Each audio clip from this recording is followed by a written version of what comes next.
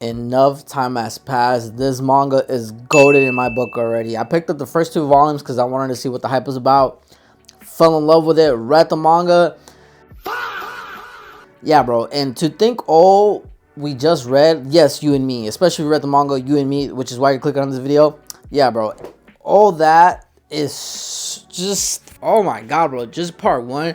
Just imagine how much part two will go crazy if, you know, it keeps the same quality and stuff like that. But like I said, I am in love with it. I love it.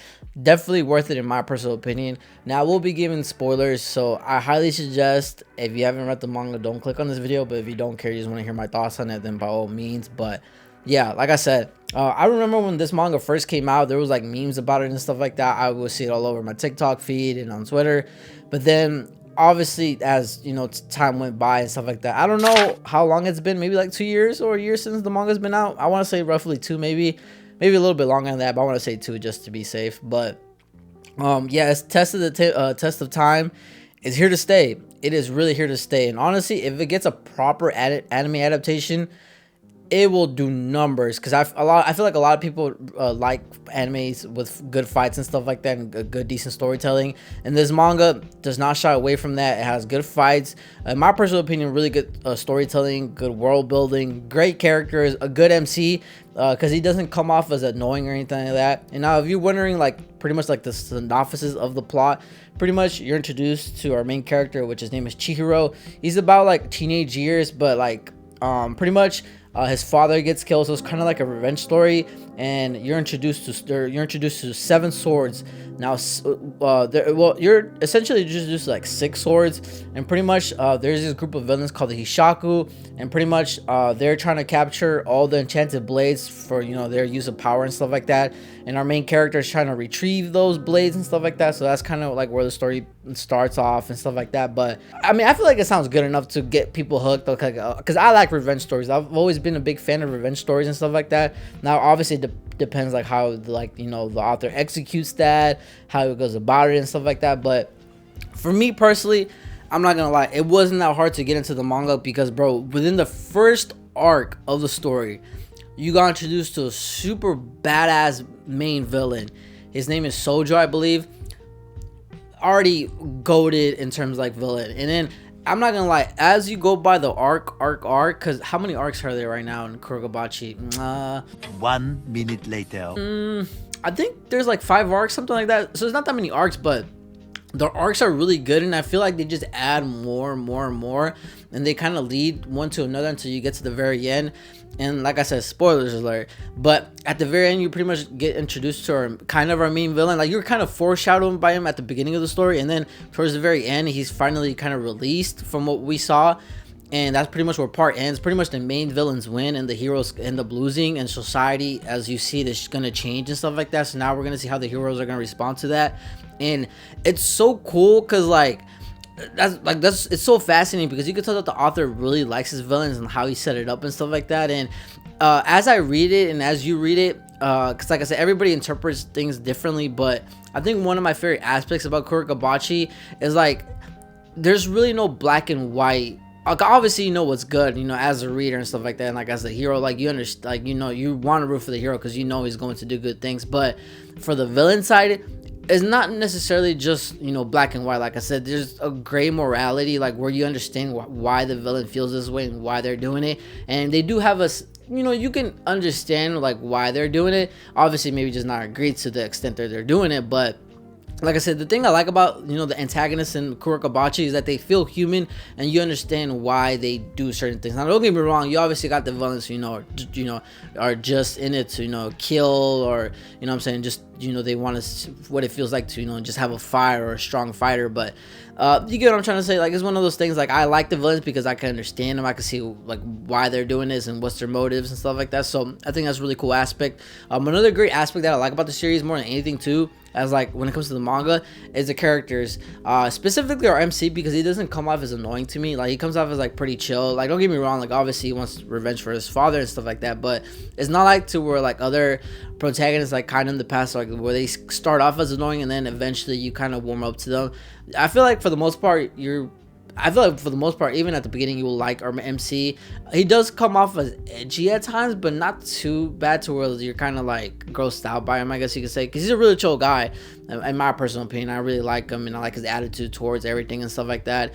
And you're introduced to really good characters. Like I said, you're not introduced to a lot of characters in the first arc, but then like you're introduced to like the second arc, like for example, Hakari. I love Hakari. And then you're introduced to Hiyuku, I believe. Hiyoki, I believe that's her name. The Flame Bone girl.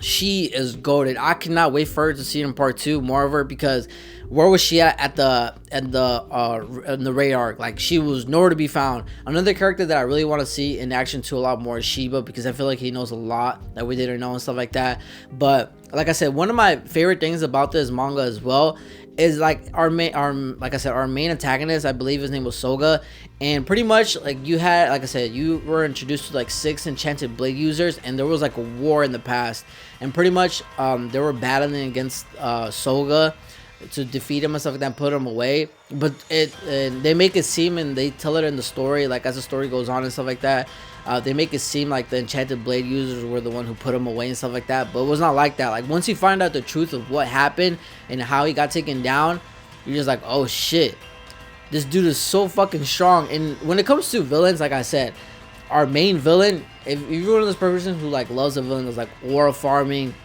he has a good I wouldn't say strong motive, but you can understand why he does the things he does and stuff like that. Design wise, you're definitely gonna like our main villain. And the cool thing too that I like what the author did with him is like he has like a little bit of personality to him, like especially when he talks to Chihiro. Is like, I remember when I was holding you, like you were like this big. I'm like, okay, so he has like personality to him. I think it's pretty cool. So yeah, like I said, in terms of villains, when it comes to kagurabachi, I personally like it.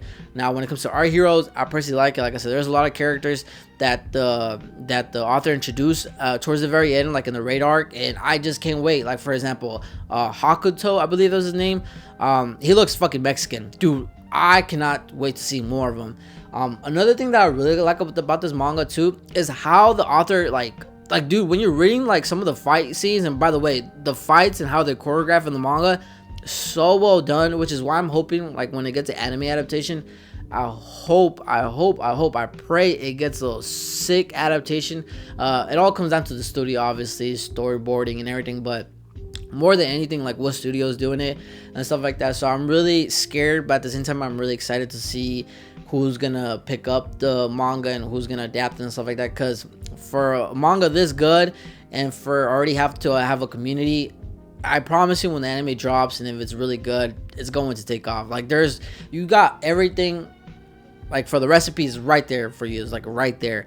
Like I said, I love the choreography in the manga. Like some of the panels you see, there's this one panel towards the very end that you see is like Soga versus Samura, and they're battling out. And like you can just picture, like it's like a Sakuga fest in your head. Like when you're reading it, it's like, oh my god, man, it's so sick. Now, if you guys are wondering who are my top 5 characters right now, it's kind of all over the place, but I'll give you, just in case you're wondering. I like Samura, I like Chihiro, I like Hikari, I like Hyoku, I like Mr. Shiba. I like there's so many characters that I like already, and I'm hoping that the author expands on it, just because everything kind of leading up to part 1 is pretty much, I guess, in a sense, kind of freeing the villain and the villain's winning. So now we're gonna see how the heroes respond, how society gonna change now that the villain is free and stuff like that. So like I said, a lot of things are kind of going into play into part 2. Like I said, if you have not read it, hop on it, I promise you, because everything that I just talked about is in part 1. You get some crazy fights, good villains, good lore, and a goated villain so far, in my personal opinion. And just like everything leading up to it, it really feels like a movie. I want to say, for me, like, don't get me wrong, like I said, from the first arc you're already hooked onto it, second arc, but I want to say chapter 58, I want to say that's where things for me from there on out, it just became like a straight movie. Like it was just like chapter after chapter after chapter, panel after panel after panel.